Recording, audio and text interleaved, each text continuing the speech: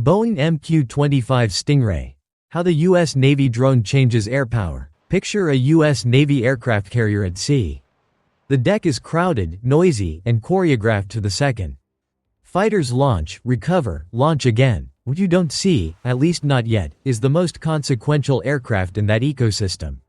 No pilot, no cockpit, no hero shots, just fuel, autonomy, and a very specific job. That aircraft is the MQ-25 Stingray. At first glance, the MQ-25 Stingray doesn't feel revolutionary.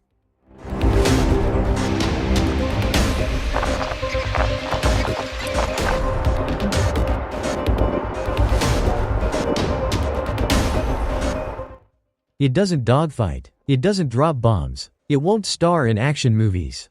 But that's exactly the point. The Stingray is designed to solve one of naval aviation's least glamorous, most expensive problems: keeping aircraft fueled in the air without burning out frontline fighters and pilots. Today, up to a third of U.S. Navy strike fighters launch not to fight, but to refuel other jets. Think of it like using a Ferrari as a gas station. The MQ-25 flips that logic on its head. It's a purpose-built, carrier-based unmanned aerial refueling aircraft, and it's quietly reshaping how carrier air wings operate. This matters more than it sounds. By handing refueling duties to a drone, the Navy buys back range, readiness, and pilot time.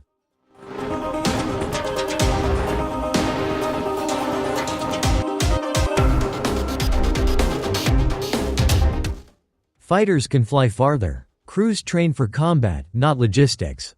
Carrier strike groups project power from safer distances. Small change, massive ripple effect. In this post, we'll unpack the MQ-25 Stingray from angles most coverage skips, the operational trade-offs, the subtle design choices, and why a boring drone might be the most strategic aircraft the Navy has introduced in decades. What is the MQ-25 Stingray and why this drone exists? The MQ-25 Stingray is easy to misunderstand if you judge it by appearances alone.